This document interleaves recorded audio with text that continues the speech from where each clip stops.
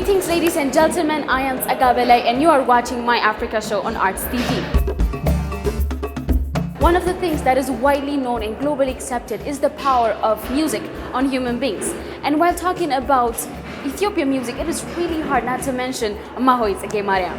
And so today in this episode, we are at Alliance Ethio-Francaise attending the memorial of Mahoy Tsege Mariam. So there's going to be a keynote speech, exhibition, and also a live piano performance. And so, as we always do, stay with us until this end of the show, genuinely.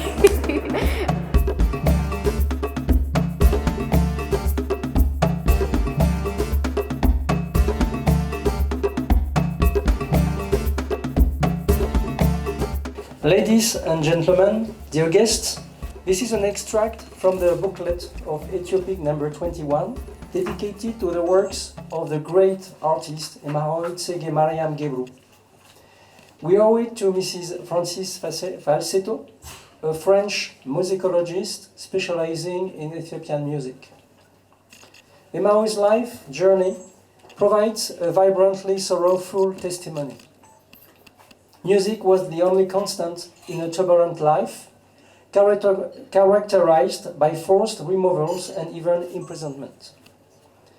But her unconditional love for music outweighed any judgment she might have faced in an often conservative society.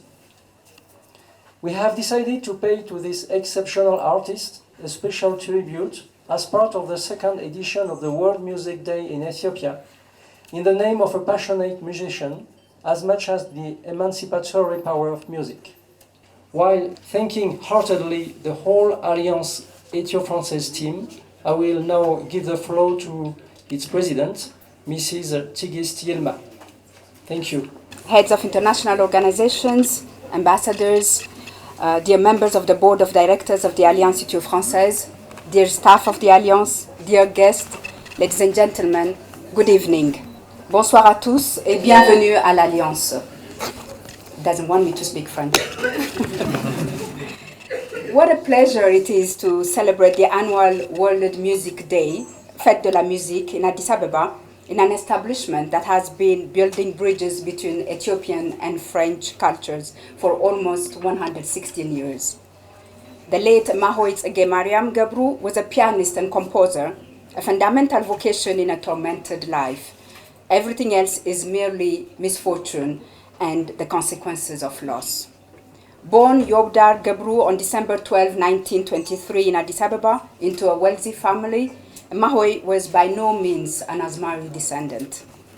Like her father, she attended St. Christonas in Switzerland before moving to Saint Léger near Vevey. She later went to boarding school near Neuchâtel, where she was introduced to the piano and the violin. Mahoy returned to Ethiopia 4 years later in 1936.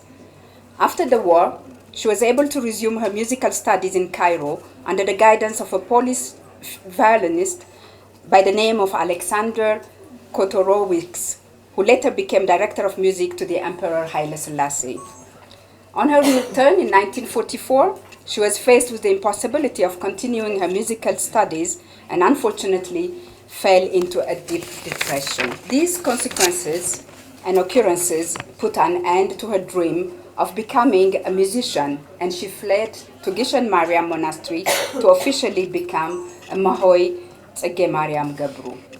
Her health could not cope with the hardness of her monastic life, so she returned to music by teaching at an orphanage in Addis Ababa.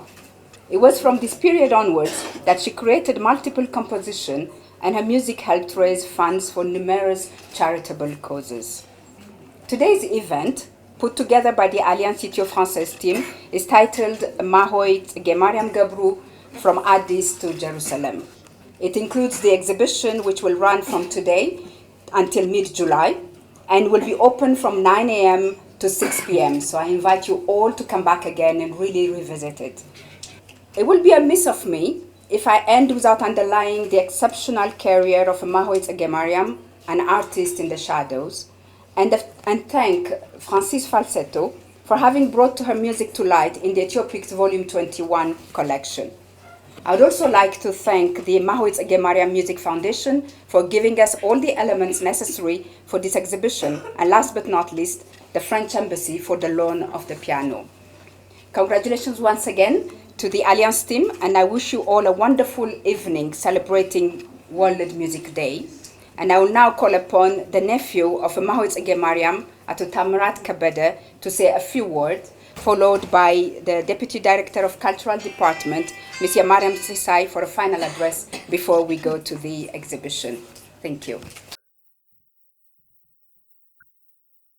I'm sorry I don't speak French because I have learned my French in Côte d'Ivoire on the route, à la route. So I would switch into English. It's a pleasure and an honor for me to say a few words about Moise Ege, my aunt, my younger sister of my mother. The problem is so much has already been said and written about her, so that doesn't leave much for me to say, which is also fortunate.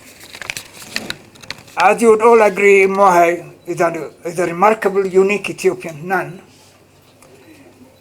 Essentially, what has made her globally acknowledged is her classical music that is appreciated and enjoyed by young and old. And I think that is what makes Mohai unique. I hope her exceptional talent and music and her devotion to the end of her life will inspire the emerging young generation of musicians to follow her example and reach the level of high excellence she has reached, nationally and internationally. I believe this is possible. Girma is a living example that it is possible. On behalf of Moise Ege and her family, I wish to thank you for hearing me. Particularly, I wish to thank Excellency Ambassador Remy, Madame Tigist, and the Alliance Francaise. Thank you again. So the exhibition that you're about to discover was made possible because of the generosity of the Mahoit Ege Mariam Music Foundation. The foundation has tremendously helped us by giving us all the documents and the elements that we needed to put together this exhibition. It was founded in 2007 by family members of Mahoit Ege Mariam at her request, and it has been doing amazing work both in the Arlington area of the United States as well as the Jewish community in Jerusalem. But they're also extending their work towards Ethiopia and Washington, D.C. And what they do is basically to give underserved children and underserved communities the chance to have some music education. And we can say that they're actually continuing the work that Amahoi has been doing since 1967, which is the date she first released her first album, and has been giving back to the community. So please don't hesitate to visit their website and donate. Thank you so much for coming and enjoy your time. The exhibition is officially open.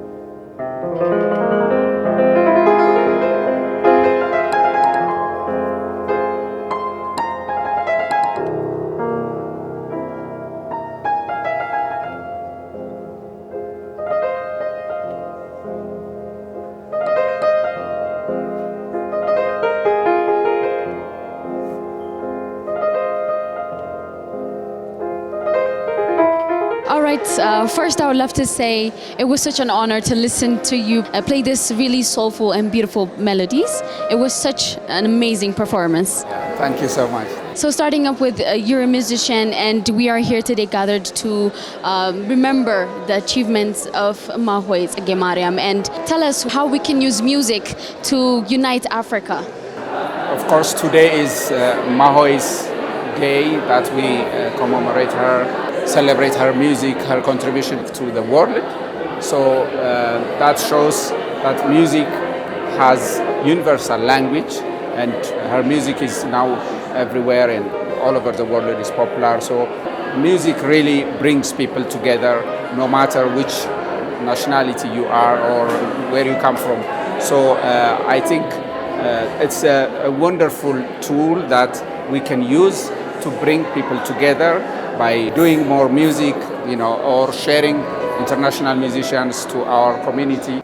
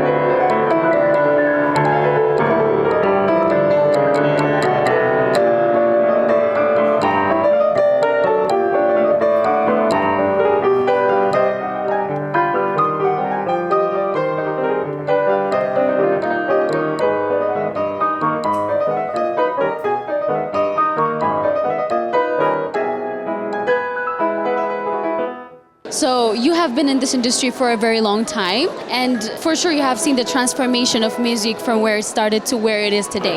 Yeah. So how can you see the growth of music in our country and also in our continent? Yeah, I think in our country there are really people who contributed a lot and bring Ethiopian music to a higher level of international music. As you know, Mahoit Gemariam music is now worldwide popular, and it's been introduced to the wider international community. So that shows that we really can be successful. Of course, Mahoy is a very special woman, is a very special gift that she brought herself to this end. Until the age of 100, she was with her music. So I think she's a good role model that we can really work hard to bring Ethiopian music to the international community and to introduce our people as well. Mm-hmm. Yeah. So music is really powerful. You have said it yourself that it is boundless, no barriers, because music is something that is felt. Yeah. So what kind of works should be done as an Africans, because this is My Africa show, and for all those musicians out there that really want to impact our continent by the music industry, what kind of works should be done? Well, I think we need to get this kind of exchange, like the Alliance Ethio-Français has done, so far. We have to try to find channels where we can really introduce our music here locally and of course abroad. So I think we have to do a lot, because we need to have a kind of cultural center like the Alliance Ethio-Français Goethe Institute, that they promote their own culture, to the rest of the world. So we have to do that as well. We need to be really an ambassador to sell our country, the good things, So many things has to be done just to bring Ethiopian music to the other African countries and also to the international beyond markets. Africa. Yes. So thank you so much, sir. I know you had a very long evening, so I don't want to hold you anymore. Thank you so much for your time, and again, it was my pleasure to see you perform. Thank you, Sagar. Okay. Yes, thank you.